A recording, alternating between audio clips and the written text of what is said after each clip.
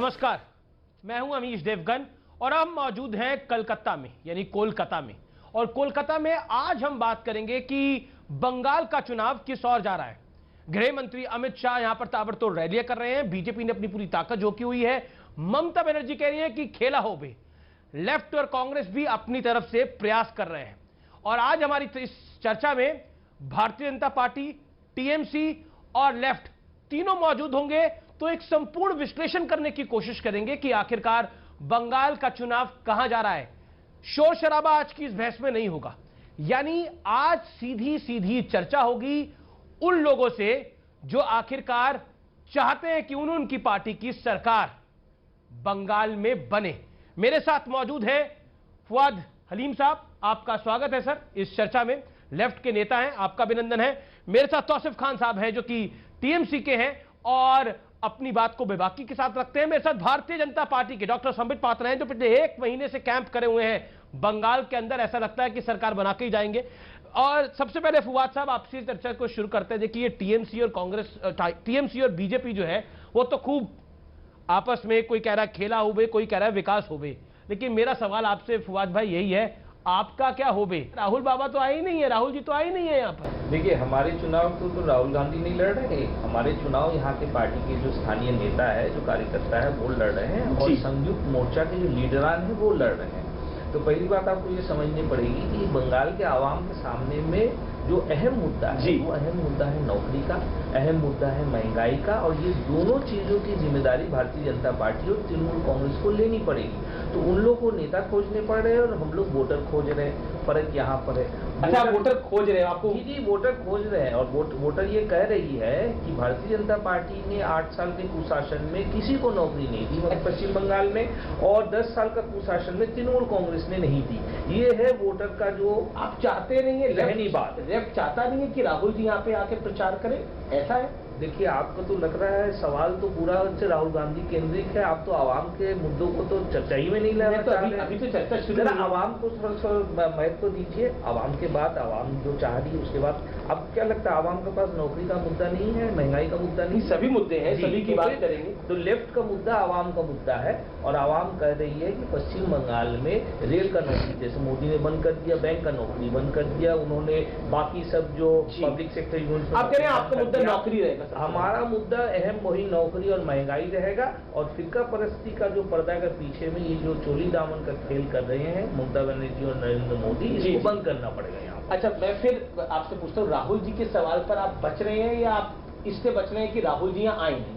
देखिए, 10 सेकंड में यहाँ पर तो सीधी सवाल ये है कि हम लोग आवाम से जुड़े हुए हैं और आवाम अभी राहुल गांधी आए या ना आए इसके ऊपर ज्यादा जहन नहीं दौड़ा, ज्यादा वो लोग नजर फर्क नहीं पड़ता।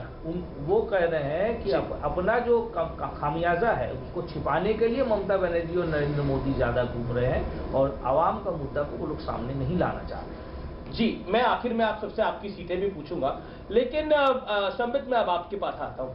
बंगाल का चुनाव, कल हम गृह मंत्री अमित शाह के साथ भी थे, उनका भी हमने एक साक्षात करा। बंगाल का चुनाव भारतीय जनता पार्टी के लिए इतना खास क्यों हो गया है?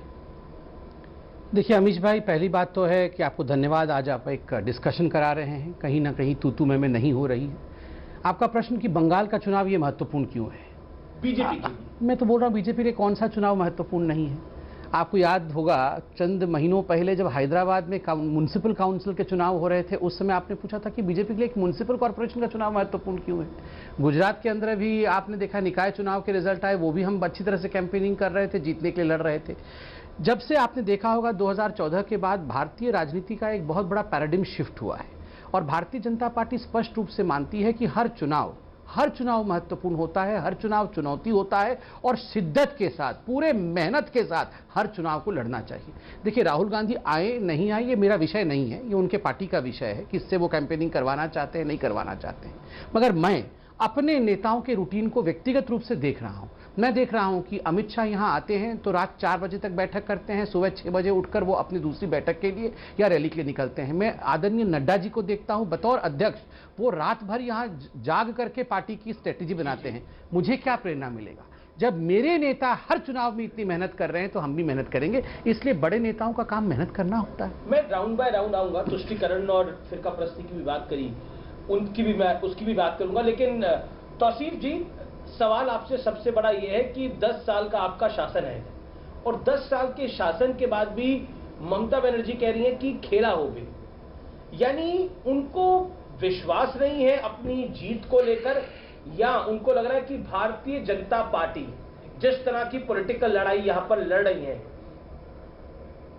उससे वो दिक्कत में है। नहीं, देखिए, अभी 2021 का जो चुनाव है वो बहुत क्लियर चुनाव है कि बंगाल की संस्कृति का रिप्रेजेंटेटिव कौन है।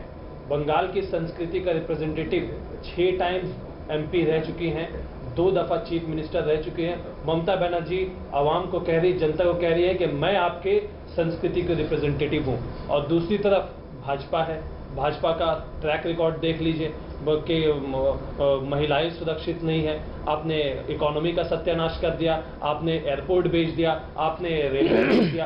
आप बंगाल की संस्कृति कहां से आप रिप्रेजेंट कर सकते हैं? ये बहुत सिंपल सा चुनाव है। आज बंगाल की पूरी महिलाएं, बंगाल में जो एम फैक्टर है वो महिला फैक्टर है, पूरी महिलाएं एम फैक्टर तो दूसरा वाला फैक्टर तो नहीं है, क्योंकि एक बयान भी काफी वायरल हो रहा है आजकल। तो ममता दीदी चाय वाय सब बना रही हैं और वो वीडियो भी हम सब ने देखा। चलिए, हम चाय का नाम ले रहे हैं तो चाय भी आ गई है, तो आप लोग चाय भी पी लीजिए। कुल्हड़ वाली चाय है बंगाल की, बड़ी फेमस, आप लोग भी पी लीजिए वो चाय। और तो मैं आपसे ये समझने की कोशिश कर रहा हूँ, जब तक चाय आप तक, ये आखिरकार ये चाय वाला आइडिया कैसे आया ममता जी को? देखिए, चाय आपने अभी देखा होगा, क्योंकि नेशनल मीडिया अभी फोकस कर रही है। ममता दीदी चाय तो हमेशा से बनाती हैं। अच्छा, हर घर में चाय बनता है।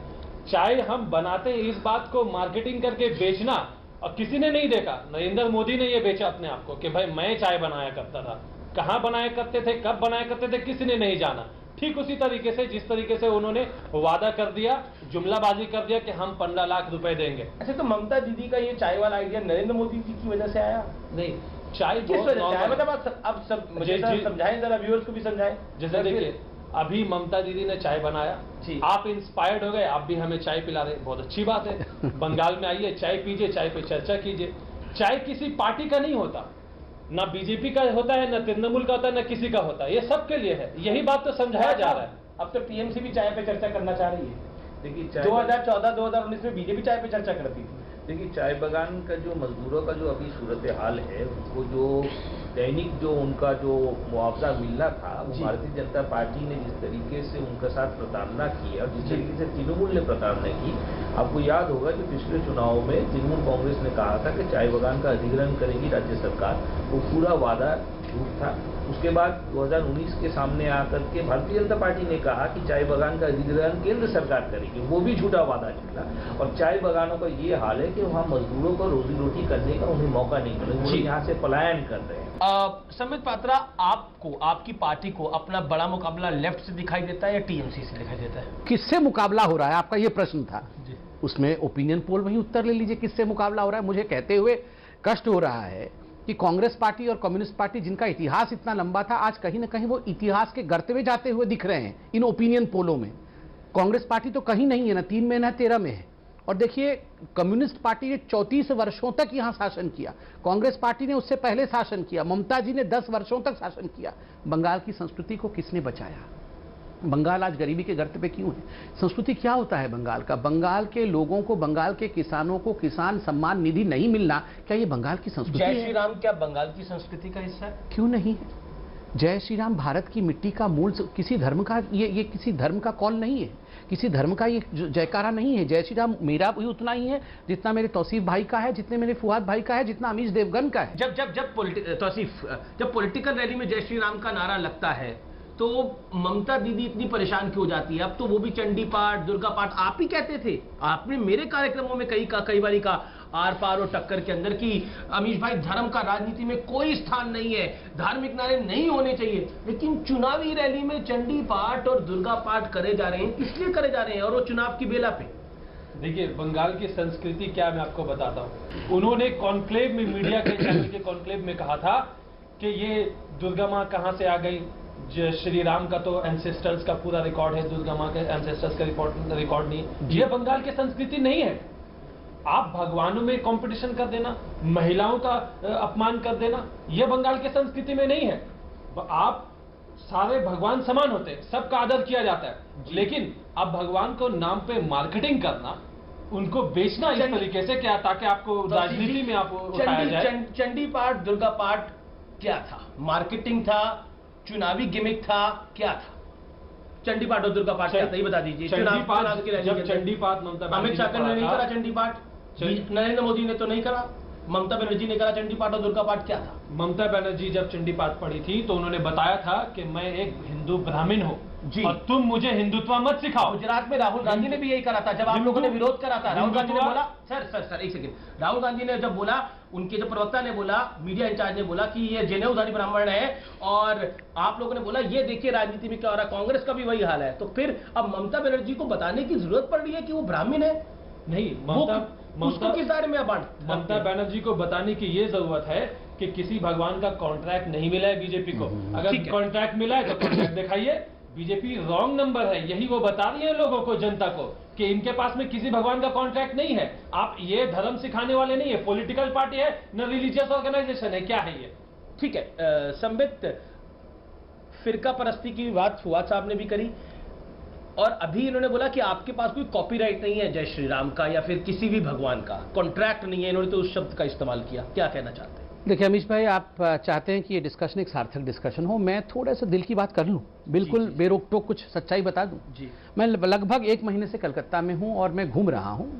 देखिए हमारे कई रिश्तेदार यहाँ रहते हैं, बंगाल और कलकत्ता में ज़्यादा डिफरेंस नहीं होता है, हम भी बंगाली बोलते हैं, वो भी उड़िया बोलते हैं। मैं कई लोगों से यहाँ पूछा हूँ, आप जानते हैं बंगाल में आज एक डर है, खास करके कलकत्ता जैसे शहर में भी डर है कि कहीं ऐसा ना हो, ये जो अपीजमेंट की पॉलिटिक्स, तुष्टीकरण की राजनीति, घुसपैठियों को आगे बढ़ाने की राजनीति चल रही है, क्या होगा कलकत्ता में हमारा? ये आप कलकत्ता के साधारण लोगों से पूछिए, बोलते नहीं है, बोलते हैं तो धीरे से बोलते हैं। ये डर है, ये क्यों है ये डर? ये डर तुष्टीकरण की नॉन स्टॉप जो राजनीति इतने वर्षों तक चली है। और जय श्री राम के लिए आप बोल रहे हैं हम यहाँ पे कम्युनलिज्म कर रहे हैं। बहुत बड़े नेता ने टीएमसी के कहा कि अगर हम सारे मुसलमान इकट्ठे हो जाएंगे तो 3 से 4 पाकिस्तान बना देंगे हम। 30% मुसलमान, 30% मुसलमान है, तुम 70% के ऊपर कूद रहे हो, यही कहा था उन्होंने। तुम 70% को लेकर सरकार बनाना चाहते हो, हम 30% अगर इकट्ठे हो जाएंगे तो 4 पाकिस्तान बना देंगे। आप बताइए, ममता बनर्जी ने अभी तक उसके खिलाफ एक बयान दिया है?